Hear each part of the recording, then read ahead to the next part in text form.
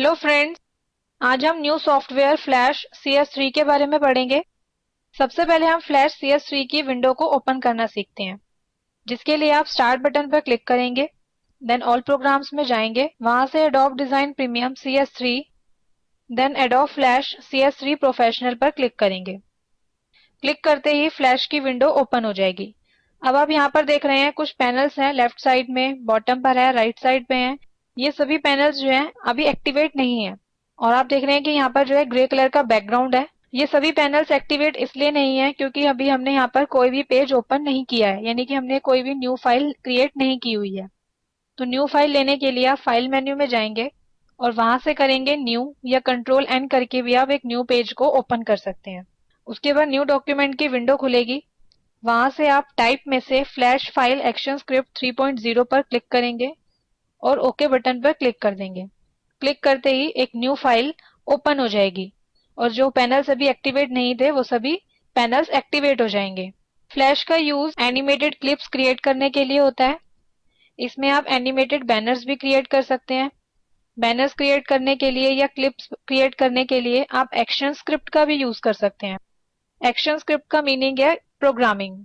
Means आप programming की help से भी एनिमेशंस क्रिएट कर सकते हैं। क्योंकि आजकल जितना भी एनिमेशंस का काम किया जाता है वो 90% काम जो है वो फ्लैश में किया जाता है। और फ्लैश की एक्सटेंशन होती है .FLA। फ्लैश की जितनी भी फाइल्स होती हैं वो .FLA की एक्सटेंशन के साथ सेव होती हैं। अब जैसे लेफ्ट साइड में यहाँ पे टूल बार है। इस टूल बार को अगर आप हाइड करना चाहते हैं तो आप विंडो मेन्यू में जाएंगे और वहां से करेंगे टूल्स, या कंट्रोल F2 करके भी आप टूल्स को हाइड कर सकते हैं। इसी तरह टूल्स को शो करने के लिए विंडो मेन्यू में जाएंगे और वहां से करेंगे टूल्स, तो वो फिर से आपकी स्क्रीन पर विजिबल हो जाएंगे। इसी तरह से अगर आप अपनी प्रॉपर्टीज को हाइड शो करना चाहते हैं तो आप विंडो मेन्यू में जाएंगे, देन प्रॉपर्टीज में जाएंगे। तो यहाँ पर प्रॉपर्टीज को हाइड करने के लिए एक ऑप्शन होगा प्रॉपर्टीज का, या कंट्रोल F3 करके भी आप अपनी प्रॉपर्टीज को हाइड कर सकते हैं। तो आप देखेंगे कि प्रॉपर्टीज जो है वो स्क्रीन से हाइड हो जाएंगी। प्रॉपर्टीज को वापस स्क्रीन पे लाने के लिए आप विंडो मेन्यू में जाएंगे, वहां से करेंगे प्रॉपर्टीज, देन प्रॉपर्टीज पर क्लिक करेंगे तो प्रॉपर्टीज आपकी स्क्रीन पर अपीयर हो जाएंगी। इसी तरह से जो व्हाइट वाला आप रेक्टेंगल देख रहे हैं ये आपकी स्टेज है, जिसके ऊपर आप अपनी एनिमेशंस को क्रिएट करेंगे। अभी आपका पेज जो है उसका साइज है 100%। अगर आप यहाँ से इसको चेंज करना चाहते हैं, अगर आप चाहते हैं कि इसका साइज हो जाए 400%, तो आप 400% पर क्लिक करेंगे। अगर आप इसे विंडो में फिट करना चाहते हैं तो यहाँ से करेंगे फिट इन विंडो, तो अब ये आपकी विंडो में फिट हो जाएगा। इसी तरह से यहाँ पर आप देखेंगे टॉप पर ये आपकी टाइमलाइन है। ये टाइमलाइन आपकी एनिमेशंस को कंट्रोल करती हैं। और आपको ये इसमें पता होना चाहिए कि इसके अंदर 12 फ्रेम का 1 सेकंड होता है। अब जैसे आप यहाँ पर देख रहे हैं, यहाँ पे दिया हुआ है 12.0 FPS। FPS की फुल फॉर्म है फ्रेम पर सेकंड, यानी कि 12 फ्रेम जो है वो 1 सेकंड के बराबर होते हैं। और राइट साइड में जो आप ये पैनल देख रहे हैं, टॉप पर आएंगे और राइट साइड में आएंगे और जैसे ही आप यहाँ पर क्लिक करेंगे तो आप देखेंगे कि जो आपकी पैनल है वो कोलैप्स हो जाएगी। इसी तरह से अगर आप अपनी पैनल को एक्सपेंड करना चाहते हैं तो आप फिर से यहीं क्लिक करेंगे तो आपकी जो पैनल है वो एक्सपेंड हो जाएगा। इसी तरह से आप प्रॉपर्टीज में यहाँ पर क्लिक करते हैं तो आपकी प्रॉपर्टीज जो है वो मिनिमाइज हो जाएंगी। फिर से आप इस पे क्लिक करेंगे तो आपकी प्रॉपर्टीज को एक्सपेंड कर देगा। अगर आप क्लोज करना चाहते हैं तो इस क्रॉस के साइन पर क्लिक करेंगे तो आपकी प्रॉपर्टीज जो है वो क्लोज हो जाएंगी। अगर आप विंडो में जाते हैं और वहां से करते हैं हाइड पैनल्स या F4 करते हैं तो स्क्रीन पर जितने भी पैनल्स होंगे वो सभी हाइड हो जाएंगे। और सभी पैनल्स को अगर आप शो करना चाहते हैं तो उसके लिए आप विंडो मेन्यू में जाएंगे और वहां से करेंगे शो पैनल्स, या F4 करके भी आप पैनल्स को शो कर सकते हैं।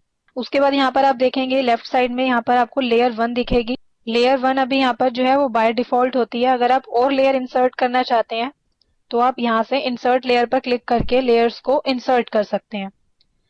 उसके बाद यहाँ पर सेकंड ऑप्शन होता है ऐड मोशन गाइड। इसके बारे में हम बाद में समझेंगे। फिर नेक्स्ट होता है इंसर्ट लेयर फोल्डर। अभी जैसे हमने एक एक लेयर इंसर्ट किया, अगर आप सभी लेयर्स को एक फोल्डर में रखना चाहते हैं तो आप यहाँ से करेंगे इंसर्ट लेयर फोल्डर। और अगर अपनी लेयर्स को रिमूव करना चाहते हैं तो आप डिलीट लेयर पर क्लिक करेंगे तो जो लेयर सिलेक्टेड होगी वो रिमूव होती चली जाएगी।